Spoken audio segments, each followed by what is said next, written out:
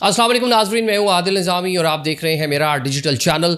नाज़रीन, मुत्तहिदा अरब अमारात उसके साथ पाकिस्तान के कुछ ताल्लुकात इस टाइम ऊंच नीच का शिकार हैं। आज सोशल मीडिया भरा पड़ा है, डिफरेंट नोयत की रूमर्स हैं वहाँ पर कि पाकिस्तानियों को मुत्तहिदा अरब अमारात ने निकालना शुरू कर दिया। 48 घंटे के नोटिस पे पाकिस्तानियों को मुल्क बदर किया जा रहा है। उनके बिजनेसेस हैं, उनके घर हैं, फैमिलीज़ हैं, उन सब चीज़ों को बालाए ताक रखते हुए फौरी तौर पे ना 48 आवर्स में आपको जहाज़ में बिठाया जा रहा है, अब पाकिस्तान भेजा जा रहा है। इस पर जनाब अमरीकी एक न्यूज़ मैगज़ीन है, उसने एक बड़ी कह लें कि होशरुबा इंकशाफात करते हुए एक रिपोर्ट शाया की है। उसमें क्या है ये आपको बताएंगे। साथ साथ कामरान यूसुफ साहब एक बड़े सीनियर जर्नलिस्ट हैं और डिप्लोमेटिक जो कह रहे हैं कि खारजा पॉलिसी है उस पर बड़ी गहरी नज़र रखते हैं। उन्होंने भी आज एक ट्वीट किया है जिसमें कुछ पाकिस्तानियों के हवाले से बताया कि किस तरह पाकिस्तानियों को मुत्तहिदा अरब अमारात से निकाला जा रहा है, उस पर बात कर लेते हैं। यूएई एक बड़ी डेस्टिनेशन जनूबी एशियाई लेबर ने मिलकर मुत्तहिदा अरब अमारात अरब रियासतें जो हैं बिल्ड की।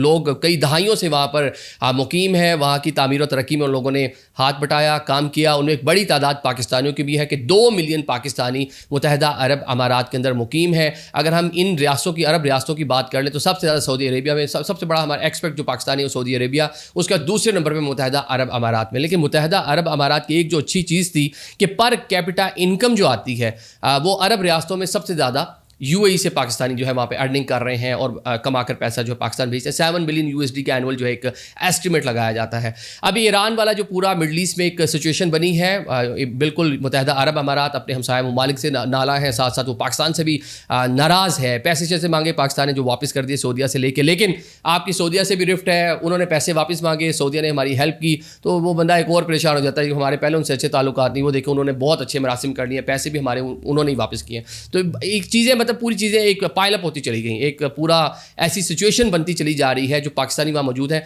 वो भी एक गैर यकीनी की सूरत हाल में मुब्तला है। इस पर कुछ दिन पहले भी हमने एक व्लॉग किया था, तो पाकिस्तानी कुछ दोस्तों ने नीचे कमेंट किए, उन्होंने कहा जी हम बिल्कुल ठीक है, सोशल मीडिया सारा ये प्रोपेगेंडा स्पेकुलेशन है। आपके साथ ऐसा नहीं हो रहा होगा, 20 लाख पाकिस्तानी हैं, तो बहुत सारी चीज़ें इस तरह रिपोर्ट हो रही है। मेरे पास कुछ डॉक्यूमेंट्स भी मौजूद हैं कि अरब रियासतों में जो पाकिस्तानी इस टाइम कैद किए हुए हैं, उनका कसूर क्या था कि उन्होंने एक सोशल मीडिया पोस्ट की, उन्होंने ईरान की फेवर में बात कर दी, या ईरान की फेवर में नहीं तो उस टाइम पीरियड में जब आपको ये अरब रियासतें मना कर रही थी कि सोशल मीडिया का इस तरह से इस्तेमाल ना करें, वहाँ पे वीडियोस ना बना के डालें, बहुत सारे लोगों ने डाली और अब वो जनाब उसके कॉन्सिक्वेंसेस जो है वो अब भुगतते हुए नज़र आ रहे हैं। अब जनाब जो रिपोर्ट है उसमें बताया गया है कि बगैर किसी इल्ज़ाम के आपको बुलाया जाता है इमिग्रेशन पुलिस की जानिब से, इमिग्रेशन हुकाम की जानिब से आपसे इन्वेस्टिगेशन की जाती है, आपको लंबा टाइम अपने पास रखा जाता है, 2-2, 3-3, 4-4 दिन भी, और उसके बाद जनाब आपको कहा जाता है कि टिकट पकड़ें, या टिकट ये हम आपको देते हैं 48 आवर्स में आपने छोड़ना है। तो बहुत से लोग इस तरह के हैं जिन्होंने क्लेम किया कि हमारे यहाँ पे प्रॉपर्टीज़ हैं, बिजनेस है, शॉप है, गोदाम में इतना सामान पड़ा, और उन्होंने कहा छोड़ें, बस यहाँ से निकलें।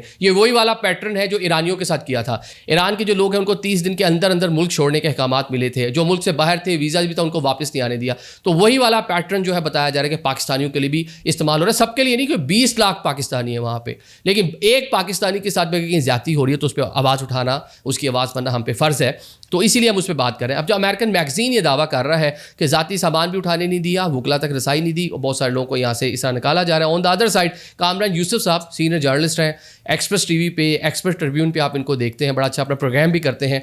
इन्होंने दावा किया है जनाब के ऐसे 15 पाकिस्तानी जो इत्तेहाद एयरवेज़ जो कि मुत्तहिदा अरब अमारात का नेशनल फ्लैग कैरियर है उसमें 18 साल से काम कर रहे थे, उनको फौरी तौर पे जॉब से निकाल दिया गया।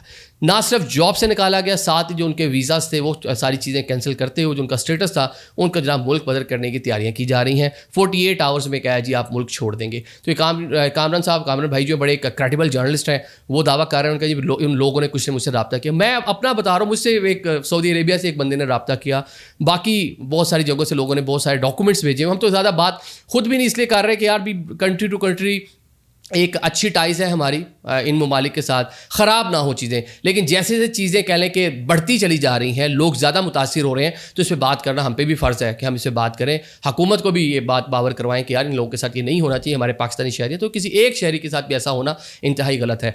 अब ये जनाब इस टाइम कह लें कि सूरत हाल है मुत्तहिदा अरब अमारात, उसके अपने अंदर भी एक रिफ्ट और एक अपने अंदर भी बहुत सारे मसाइल, क्योंकि छोटी छोटी रियासतें मिल के यूनाइटेड عرب ایمریٹس بناتی ہیں, دبئی ہے, شارجہ ہے, عجمان ہے, فجیرہ ہے, راس الخیمہ, مطلب ساری مل کے العین. تو اب یہ جناب یہ اپنے بھی کچھ مسائل ہیں, اور مسائل کیا ہیں کہ جو ٹائز ہو رہی ہیں, بہت قربت ہے اسرائیل کے ساتھ, اس پہ بھی اندر سے کچھ لوگ اوفینڈ ہیں تو مسلمان ہی. اب یہ تو نہیں ہے کہ UAE کے پریزیڈنٹ جو سوچ رہے ہیں, جو ابو دھابی کے حکمران ہیں, تو وہی پورا مطلب باقی جو چھوٹی ریاستیں ہیں وہ بھی وہی سوچ رہی ہوں گی. تو ایک سوچ میں بھی ڈفرینس ہے. ساتھ میں جو GCC کے اندر ایک رفٹ, جو اس کو نیٹو مستقبل کا لوگ کنسیڈر کرتے تھے کہ نیٹو والا اتحاد ہے جناب, خلیج تعاون کونسل, اس میں بھی ایک کہہ لیں کہ اس ٹائم وہ ایک تقسیم نظر آ رہی ہے. سعودی عربیہ سے الگ ہوتے نظر آ رہے ہیں. اوپیک کا آپ نے دیکھ لیا, اوپیک پلس سے نکل گئے. سعودی عربیہ کے ساتھ یمن اور سوڈان کے مسئلے پہ ایک تقسیم آپ نے دیکھی. تو وہ ساری کی ساری چیزیں ہیں جو متحدہ عرب امارات کو سامنے بالکل آئسولیٹ کرتی چلی جا رہی ہیں. اور اس طرح کے جو ممالک ہوتے ہیں نا, اس طرح کے جو چھوٹے کنٹریز جن کا پورا دار و مداری ٹریڈ پہ ہوتا ہے, ٹیورزم پہ ہوتا ہے, وہ افورڈ بھی نہیں کر سکتے. وہ اپنے آپ کو کانفلکٹ سے ہمیشہ دور رکھتے ہیں. آپ کے پاس سنگاپور ایک بہت بیسٹ ایگزامپل ہے اس پوری معاملے کی. آپ کے پاس ہانگ کانگ, اس کی پوری چھوٹی چھوٹی ریاستیں ہیں. ہانگ کانگ آپ کو دیکھیں کہ وہ دنیا کے معاشی ہب ہے, تو دبئی کے پاس بھی وہی اسٹیٹس ہے, سامو ان سے بڑا اسٹیٹس ہے دبئی کے پاس.